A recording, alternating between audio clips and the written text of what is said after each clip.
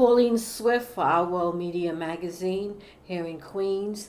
Today's guest is John Bennett, um, who is an entrepreneur. And what's so exciting about John is that at the age of the start of your first business, I was reading somewhere that it was 6 years old. Yeah, about that. Now, the question is, why were you thinking out of the box about business? Well, every Sunday I was raised as a preacher's kid, PK kid, and my mom used to give me 50 cents every Sunday after church. And on top of that, I had to give 10% to God. So I had to fill out a tithing envelope, give a nickel, or at least bring back a nickel from whatever I spend. So I only had 45 cents. So I said, well, how can I? She wouldn't give me any more money because she knew I would spend it on snacks and things of that nature, and she didn't want me to rot in my teeth. So I said, well, how can I get more money? And I said, well, maybe I'll I didn't think of it in terms of business. I said, well, I'll sell. What can I sell to my older brothers and sisters? Because it's not like I can walk down the street, advertise, or anything of that nature. I didn't even know anything about advertising. So what I did was I took a large cardboard box, because being the youngest of 7, we did a lot of grocery shopping to feed the family. So a lot of the groceries would be brought out in large boxes. So I took one of those large boxes, carved out the middle so I can sit right in the middle, and I wrote some stuff on it like John's store, things of that nature. And then that Sunday, instead of consuming what I bought some potato chips, some candy, things that I know my brothers and sisters would like, and I sold it back to them on Monday. Not back, but I sold it to them on Monday for twice the amount that I paid. Mm-hmm. So if a bag of chips cost 10 cents, I would sell it for 20 cents. Did they realize what you were doing? They thought it was cute. Okay. The cuteness lasted for about a month, and they said, "Oh, I'm not buying anything from you when I can walk down the store and buy it for half the value," because I refused the discount. So that lasted a little while. So that was the first business, and then I think the second one was growing up in a household, being the youngest of 7. I grew up with 3 sisters and a mom, so I have 4 women in the house. So, question, you have a lot of nice, sweet-smelling toiletries, like special lotions and creams and things of that nature. Yes. So what I did was I steamed some of the labels off the bottles. I wrote, John's sweet-smelling lotion or whatever the product was, and I used to use Scotch tape, wrap the label on it. If I couldn't steam it off, I would take paper, write whatever product I wanted to sell, and wrap it again in Scotch tape, and then sell it back to them. Wow, that's awesome. And they thought it was cute because I took one of my father's old attaché cases, and I put all my products in there. And they said, "What did you do? What are you doing with my stuff?" I said, "No, this is not your stuff. This is new and improved." And they thought it was awesome because I used to see different products. I'm like, "Well, why is that new and improved? It's the same product. All they did was write new and improved on it." So as a kid, I said, "Okay, let me try that." And they bought it. That lasted again for a couple of months, and then they said, "Don't touch my stuff anymore."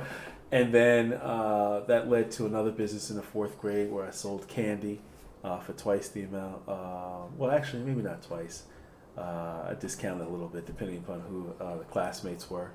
But I sold before lunch and after lunch before school let out. Well, who inspired you? Where did this concept come from in your mind? I have no idea, other than the fact that, again, I wanted to double my allowance, or at least, grow it at a fast pace. And I think if I were to guess where the desire or the dreams stem from, I used to always hear at the dinner table back then, families used to actually eat together. Sure. So I used to hear a lot of stories about the family farms on my mom and dad's side, and they used to say that they used to pick cotton, They had hogs, they had chickens, things of that nature. Some would be for, family consumption, and the rest they would bring to the market. So just hearing things like that, and then my dad numerous times talk about my uncle Quincy, great uncle Quincy, and how he bought new Ford cars during the Great Depression because he was self-sufficient and still selling to the marketplace, not really grossly impacted by the macroeconomic things that were taking place at that time during the crash. So hearing about that, and then on my mom's side, hearing about my granddad and grandma, how they did, fairly well. I mean, they weren't rich, but they did fairly well during that time, and I think that just led me to dream big. And a lot of times I'd sit at the table or sit upstairs in my room. I'll see something, a cup, and I say, well, wow, how much does it cost to produce that cup? And in my mind, I would set a price in terms of, labor, factory, what I knew at that level. As a child, I said, okay, it cost me 25 cents to produce that cup. How much could I sell it for? If I sold it for $1, that means I made 75 cents per cup. How many cups do I need to sell, to get $1,000? When you was in school, did this broaden your mind as your aspect on business? It did. It kind of hurt me a little bit. How? If I felt the course had nothing to do with business, I wasn't interested. And that's not good because you have to be well-rounded. I'll give you an example. In high school, I did extremely well in accounting, business law, things that related to business. Had I known at the time that trigonometry, things of that nature related to business, I probably would have done a lot better in those courses at that time. And I think that goes to what we really need to do in education. Link what's being taught in the classroom to how it's applied in real life. Who inspired you while you was in school? Wow, I think my family inspired me. They gave me a strong foundation. I think anytime you have sisters, brothers, mom and dad that bought their own stuff back, was willing to pay twice the amount for snacks and goodies. And when I was 9 years old, I baked oatmeal cookies from scratch, and my mom and my sisters loved it. And I asked them, I said, well, how much would you pay for it? They said, well, I'll pay $3 a pack. I said, okay, great. I have a batch for you in 48 hours. And I put them to work. So you also is an accomplished baker. So I learned early. My mom was a cook and my dad was a cook. So cooking, that came natural to me. And at 9 years old, I was baking cookies, and I had my mom and my sisters sell the cookies for me. And that lasted for a little while until I had supply chain disruptions. I didn't know what supply chain disruptions were, as a little kid, but as an adult, that's what it's called. When you have some issues with raw materials. And the issue was, at 9 years old, was that my mom said, well, I'm not going to pay for your supplies anymore. You have to pay for your supplies. And I said, well, it's not economic. Well, I didn't say it in these terms, but it wasn't economically viable when I factored in the labor versus the profits. And then they didn't take anything from my sales. So I guess, looking back on that now, I would say they were on a deferred compensation plan in perpetuity. Right. But I was always fascinated with business, and I think one of the core principles that my parents instilled in us was a sense of pride, self-respect, and being self-reliant. And my father always, I remember asking him, Dad, how do you get ahead? And he didn't really know scientifically how to get ahead. Okay. But he always told me, son, you have to create your own breaks. I never knew what that meant, other than applying a lot of effort uh, being a people person, um, and just working hard, having a strong work ethic, but also work smarter in the terms of making sure that you're being efficient, being focused, and being driven. Now, how do a young person, let me put this another way. How do young people today, do you think, is able to balance their personal life and business? How do you keep a balance, and how do you know if you're going in the right direction?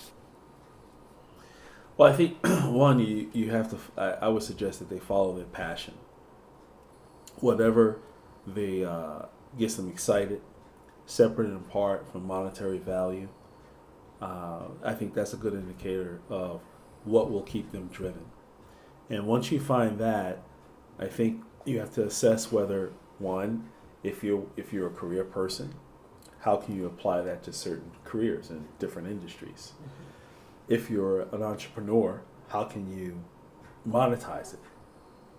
And once you add that, who do you need in your circle, whether it be family, because some family may not support, some family may not even understand what you're doing. But if you can get a baseline support from family and friends, and then network and broaden your circle, and then have that delicate dynamic where you're enjoying family, whether it be a phone call every once in a while, however you define that. And I think you have to share your vision with your family so that they don't take it as neglect. They take it as, John is driven and he's going to succeed. And I think when it comes to just using myself as an example, Yes. they knew at 5, 6 years old what they were in for. That you was driven. And all the other small businesses. So as an adult, I think they just became accustomed to, John does his thing. He loves family. He appreciates family. He supports family. But he's definitely going to stay true to his passion and get that done. So I think communication is extremely important, as well as so that way they understand. Your support base understands. And one of my nicknames, because I traveled a lot when I worked for different companies, doing business around the country as well as globally, it became extremely hard for family and friends to schedule, certain events because they wanted me to be there. And they used to always say, "Oh, John, you're a busy brother." So my nickname became Bizbro, short for busy brother. But personally, you was able to balance it out. I think so. I think no one's perfect, but I think part of if there were any shortcomings or shortfalls, I think my family, they took great pride. Like, John is not here, or John is, somewhere in London or Singapore or some other part of the country. But I think internally, wow, he's making the family proud. And not just a good example for the family, but also a good example for African Americans and Caribbean Americans and Africans that come here. That things will be challenging, but you have to think the impossible. And I think that's why it's hard for anyone to tell me what cannot be done, because my whole life is getting it done. I was 19 years old, a C+ student, because again, I only really took an interest in anything that related to business. Everything else was secondary. But I was 19 years old when I got my first job at Dean Witter as a margin analyst. It's something like credit. A lot of different strategies comes with that. And I was fortunate to get an opportunity. In fact, I'll tell you how I got that job. One year I was offered a messenger's job, And my mom said, you should take it. I'm like, no, I'm not delivering any packages in the winter, in the rain, and things of that nature. He said, no, you should take it just to get your foot in the door. I said, no, I'm not doing that. Then a year later, I applied again, and a person at my church had started off in the mailroom, and then about 2 years later, he had worked his way into, I think it was communications. I said, wow, maybe I should have taken that job as a messenger. So he told me who had hired him a couple of years back, and I went down the next day, put on my Sunday best, looked as sharp as I can look, and I walked in. I filled out an application again, and the receptionist said, well, thank you, we'll be contacting you. So I walked out. I says, no, I came down here to get a job. So I looked myself in the mirror, fixed my tie, went right back in, and I asked for Mr. Jim Luigi. And the receptionist said, well, do you have an appointment? I said, no, but he's expecting me. Okay. I had no idea what I was going to say to him when he walked out. Mm-hmm. And I rationalized it. I said, well, this is HR. They're expecting talent to walk in the door, and I walked in the door. So he's expecting me. That was your concept. That was my mentality. Okay. Right? And this lady came running out, escorted me in. She said, right this way, Mr. Burnett. And I paused because that was the first time I had ever been called Mr. Burnett. That was always my father. How did you feel when you heard that? I said, Mr. Burnett. For a second, I was like, startled in it. And I was like, yeah, Mr. Burnett. I like this. Right? So it's off to a good start. And she says, wow, I don't have anything for you.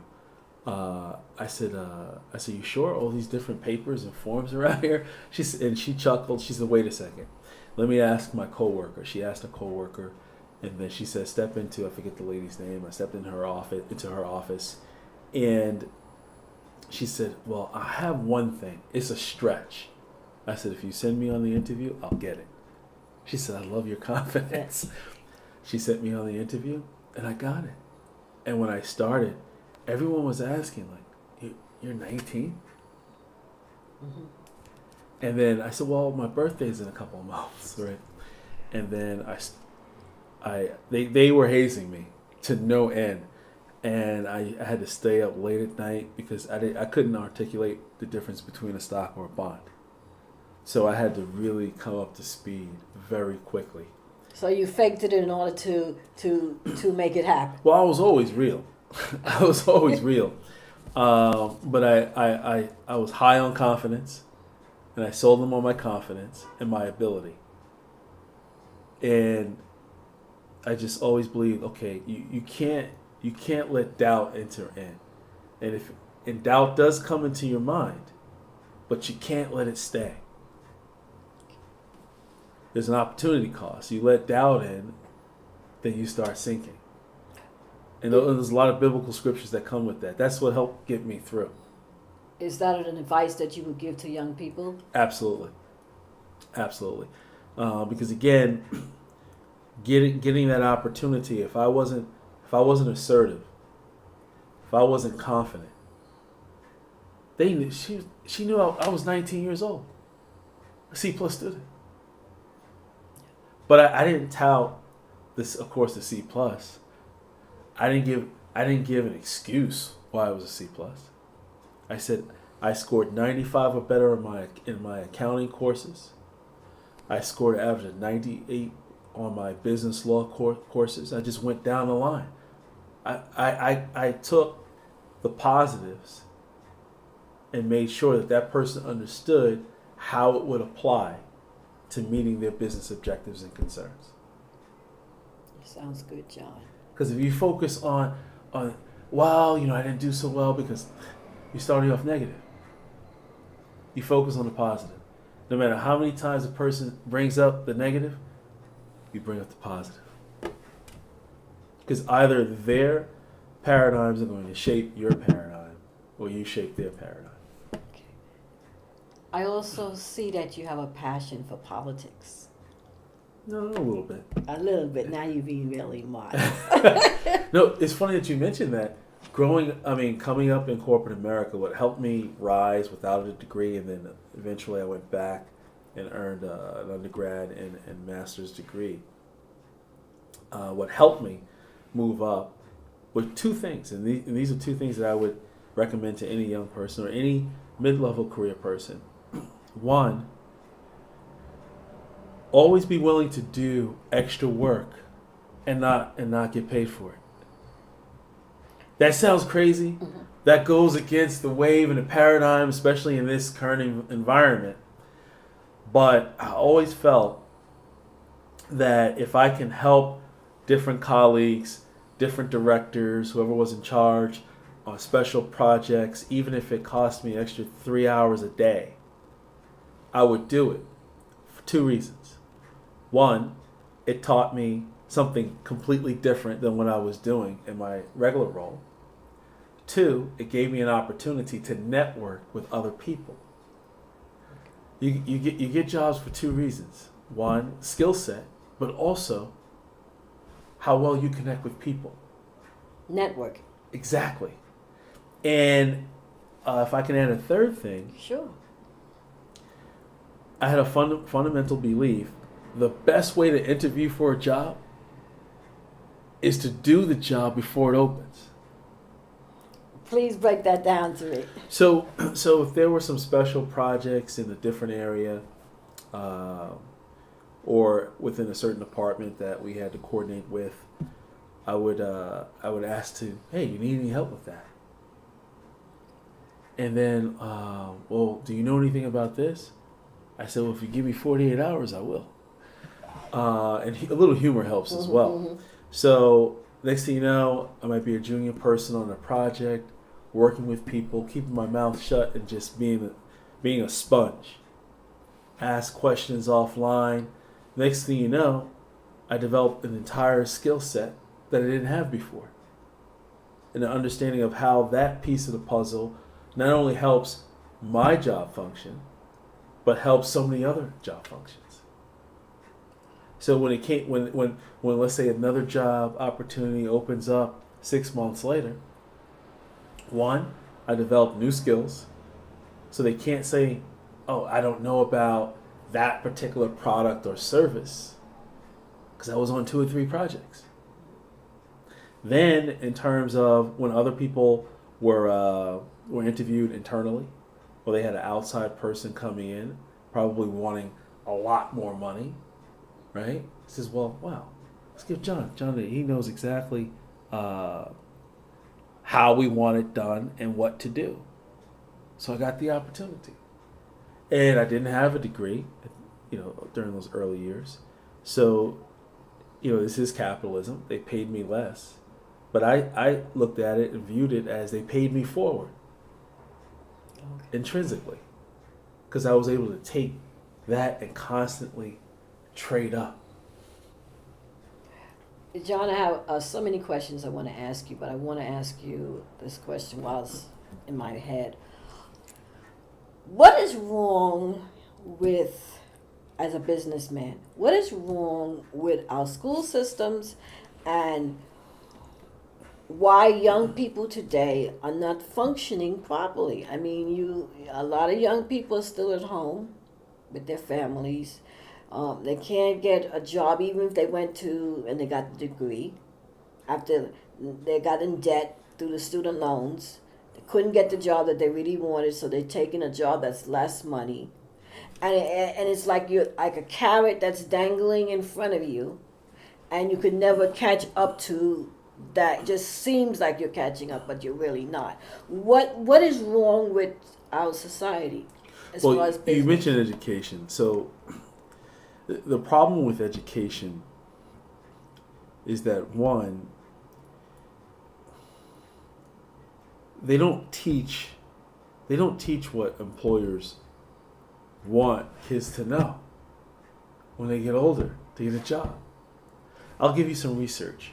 So I was talking with a senior leader at PwC, PricewaterhouseCoopers, and he said they did a survey. They asked academia high-level professors. How many of your students are ready, you think, are work ready for the workforce? They said about 72%. That's high.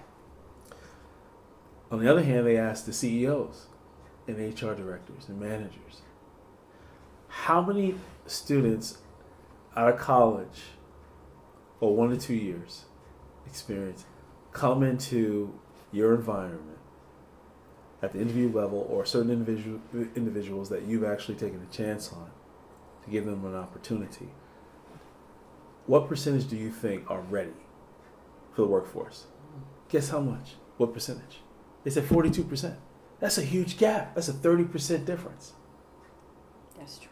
So one of the things is that we're not teaching kids the skills necessary, both technical skills as well as people skills. I had another person that said that they worked at Google in the HR department. Mm-hmm. And they said that, we went to a lot of different schools in terms of minority candidates. Very smart, brilliant. Another hurdle for them to get in the door are the people skills. They can't pass an interview. Okay. So I think the technical skills, and then we know that that's not always the case, mm-hmm. right? But just from my own experience in hiring different individuals, wow, this person's good on paper. They can explain the technical elements, but if you don't know the soft skills and how to handle situations of conflict, or even how to handle change in an organization that's either national or global, you're not going to be successful. And that brings me back to one of my assets early on in my career. I was called the mayor, the governor, senator, congressman, mm-hmm. way back. And it was actually foretelling, but I said I would never go into politics. I would never go into politics. I would never be a writer. And then here it is, I write for different publications, and I ran for office. And the reason why individuals used to call me by those titles is because of the way I handled conflict, the most difficult people, or how I navigated through certain corporate politics. So this is a skill that you have from within. Well, I think what helped me was the strong foundation that I had. Being the youngest of seven, you had to listen a lot and do things, but then there's a way, you can negotiate with your older brothers and sisters to get them to do certain things that you need them to do. Oh my goodness. So, there's a lot of things that you can learn at home, mm-hmm. if you recognize it. And I think the good and strong Christian values help me. When you look at, I'm a Christian man, and when you look at Jesus and look at certain people in the Bible, how they responded and how they answered certain things and how they handled themselves. Because there's a lot of traps. The road is not easy. Many times you're purposely baited into situations just so they can see how you respond verbally and how do you respond through your actions. Well, that's another question I wanted to ask you as far as the young people today. I mean, you go to school, but one of the things they constantly tell you is about a job. They don't talk about you owning your own business. Right. Even when I was growing up, everything was, working for somebody else. Mm-hmm. I wanted to work for myself. What advice would you give to if you're going into the schools and you're talking to young people? Would you be telling them, well, stay in school and get a good education, get a job, or a business? Well, I'd say there's different paths. Um, if you get into your car and there's a place that you have to go to, you have the address, but you've never been there before, or you've been there before and you're not too sure about the traffic, roadblocks, and things of that nature, you go into your little app and it'll give you different routes, right? Different options, same destination, but different routes. One route might be, to jump right in to the entrepreneur track. Another option might be, let me work a little bit in the industry that I want to ultimately own a business in, learn a little bit more, get a few jobs, get a few contacts. Some of those contacts could be customers, suppliers, advisors, or they might actually want to finance your business. It all depends. I always say that it's okay to use people, perfectly okay to use people. It's not okay to misuse people. Why do I say that? Because nobody can get anything done by themselves. You respect people, you give back, you don't become just a taker. You have to also give and enrich other people. Sure. So you allow yourself to be used to give to other people to enrich them as they enrich you as well.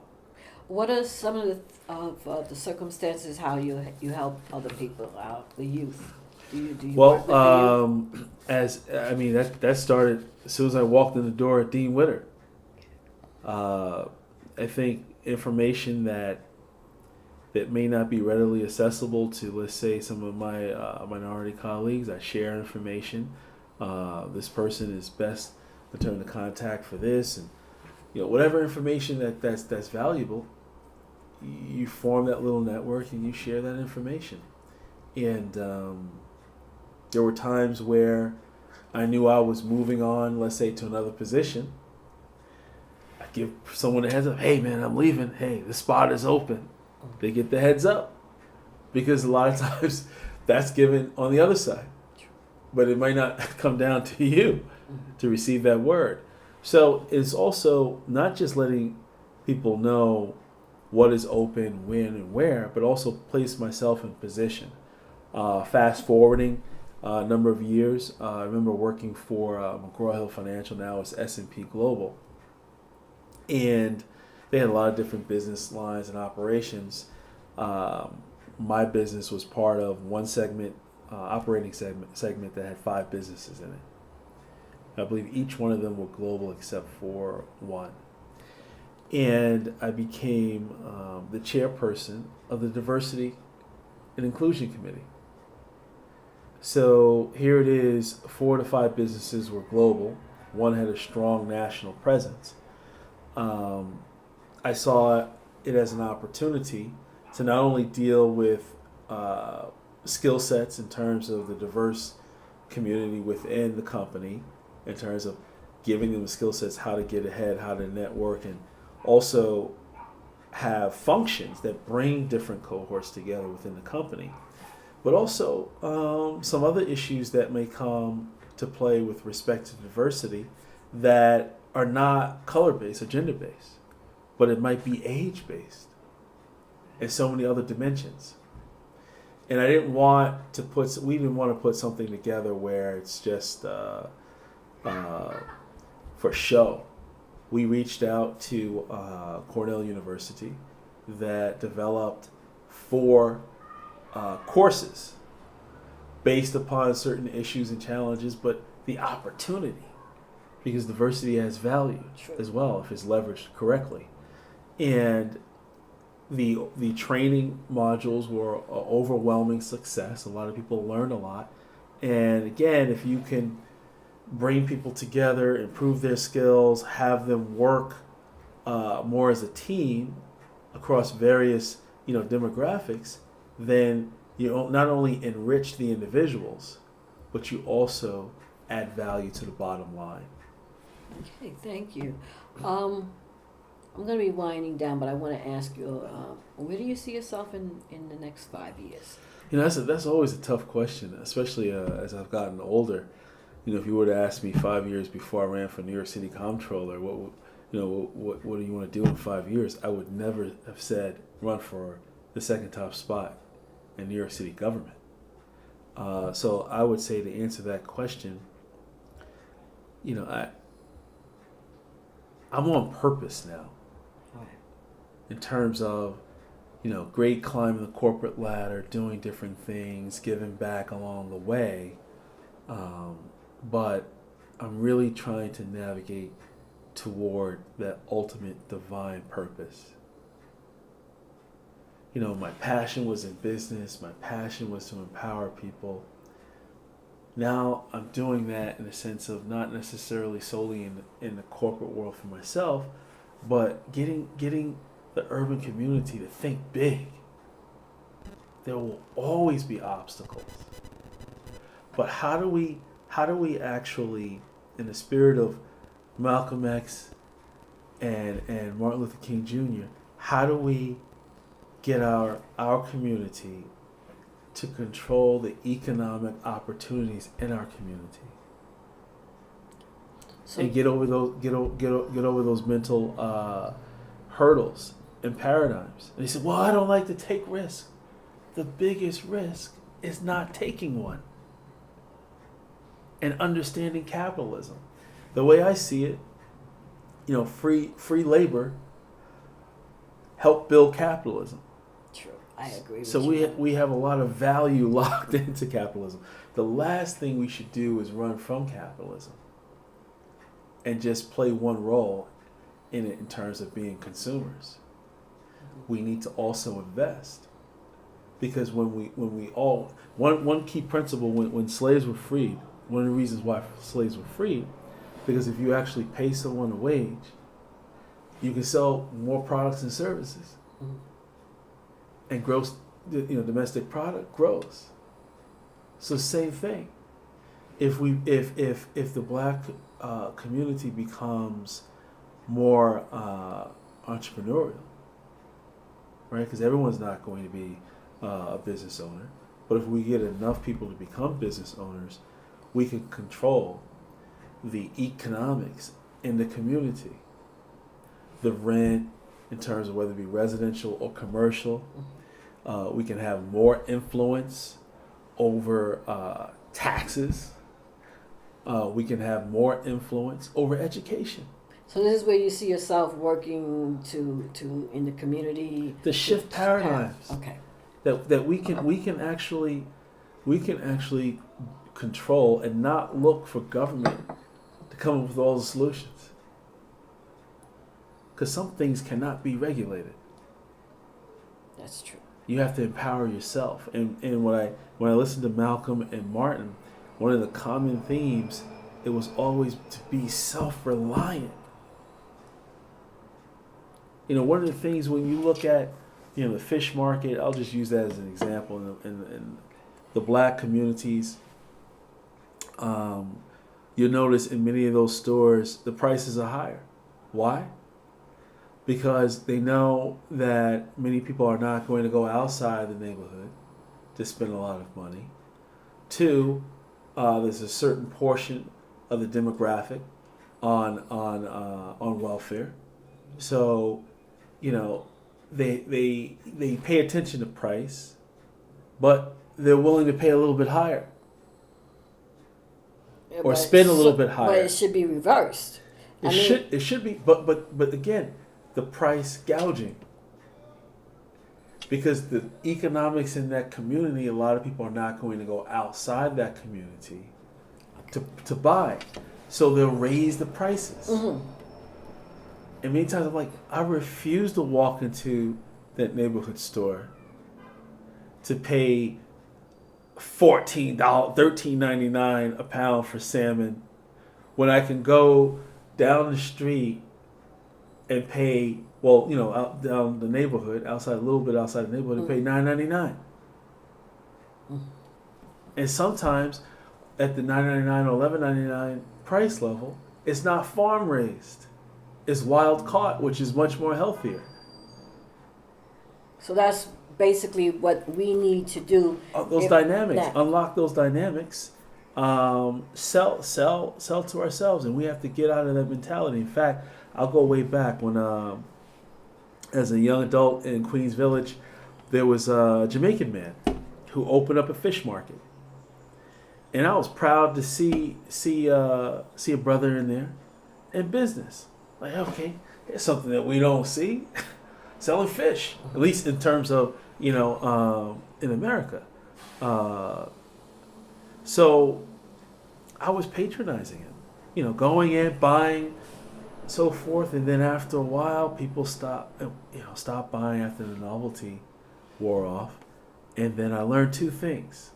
Shortly before he closed his doors, he says, started doing so well that they started not giving me the best quality of fish.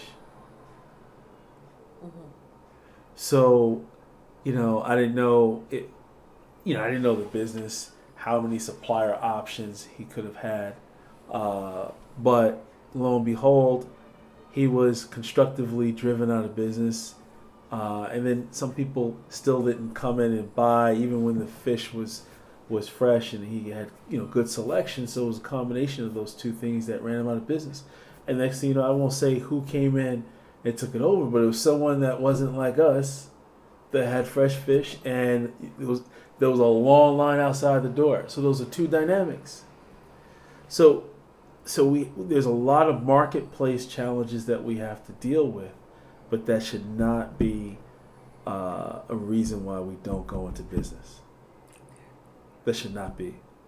And I think in this modern day where there's more suppliers, there's more options to source suppliers, there's a lot of different ways that young entrepreneurs or even older entrepreneurs can work through those challenges to make sure they survive.